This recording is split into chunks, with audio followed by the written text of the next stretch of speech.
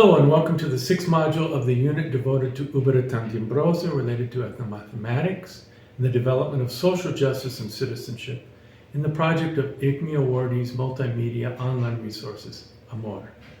Two major goals of mathematics and mathematics education. D'Ambrosio claims that the two major goals of education and mathematics education are to promote A. Creativity, helping people to fulfill their potential and raise it to the highest of their capability, but being careful not to promote docile citizens.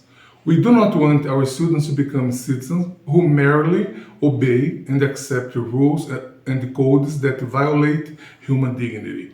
B. Citizenship, transmitting values and showing rights and responsibilities in society, but being careful not to promote irresponsible creativity. We do not want our students to become bright scientists creating new weaponry and instruments of oppression and inequality.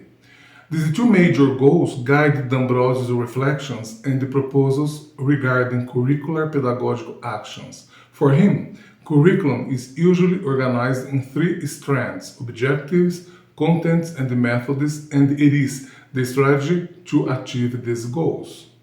Challenges faced by educators and mathematics educators. According to D'Ambrosio, a challenge faced by educators and mathematics educators is to develop a mathematics curriculum that does not create tension between the present and the past, in which parents and teachers conveying values established in the past connect them with creativity to innovative approaches in education towards the future. Present societal behaviors and values were established in the past and are essential in the current concept of citizenship, the present, while innovation and improvement of these behaviors and values results in a sense of creativity, which is essential for the future. In this context, D'Ambrosio stated, hopefully this encounter can create harmony and not more conflict. There are multiple challenges, changes in the environment, in demography and urban conditions, in labor, in transportation, and above all, in the technologies of information and communication. All these factors must be considered in trying to fulfill the major goals of education. Another challenge is to disregard ideas, theories, concepts, and methods developed in the past, particularly in mathematics, because they may lose interest or become obsolete and must be replaced by new ideas. Of course, there is a permanent and very important presence of these ideas, theories, concepts, and methods as historical resources. A vision and the perception of the past is very important in guiding our reflections in the present and to support innovation aiming at the future. But it is different than thinking, living and acting as in the past. As an example, D'Ambrosio discussed how much of paper and pencil arithmetic is now replaced by calculators, computers, and softwares. The responsibility of mathematicians and mathematics educators in mathematics education. It is recognized that all the issues affecting society are universal, and it is common to blame the technological, industrial, military, economic, and political complexes as responsible for the growing crisis threatening humanity. And in truth, survival with dignity is the most universal problem facing humanity.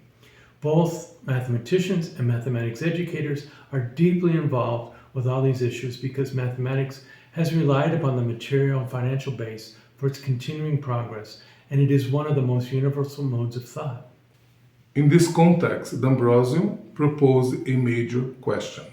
Are the most universal problems facing humanity and the most universal modes of thought conflicting or complementary?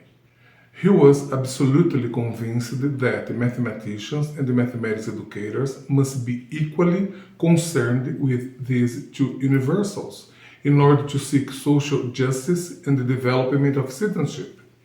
Thus, it becomes necessary for mathematicians and mathematics educators to look very deeply at the relations between these two universals.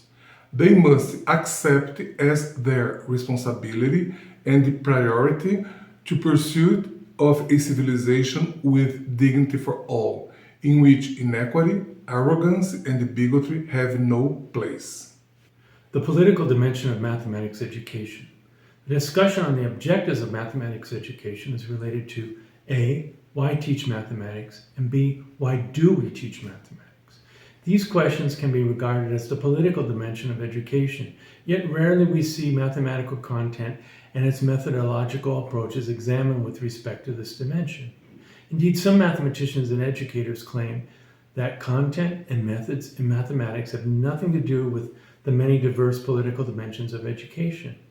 Thus, D'Ambrosio affirmed that mathematics has relied upon these complex issues for the material and financial base for its continuing progress. It is also widely recognized that mathematics is the most universal mode of thought. Since mathematics presents us with a universal imprint of Western thought, it is naive not to look into a possible role of mathematics in framing a state of mind that violates the four dimensions of peace, that is, inner, social, environmental, and military. In this context, D'Ambrosio states that it appears to me that right now our major responsibility as mathematicians and mathematics educators is to offer venues for peace, to seek for social justice, which enables the development of citizenship. Previously, D'Ambrosio criticized the fact that the mainstream image of mathematics education focused mainly on the transmission of mathematical content, with less attention given to social justice and the cultural issues. It is necessary to empower students by teaching them about real-world issues and instill in them a desire to seek out and work towards their goals. Students who do not believe in value or recognize their own cultural roots can easily assimilate the dominant culture without critically reflecting on its values.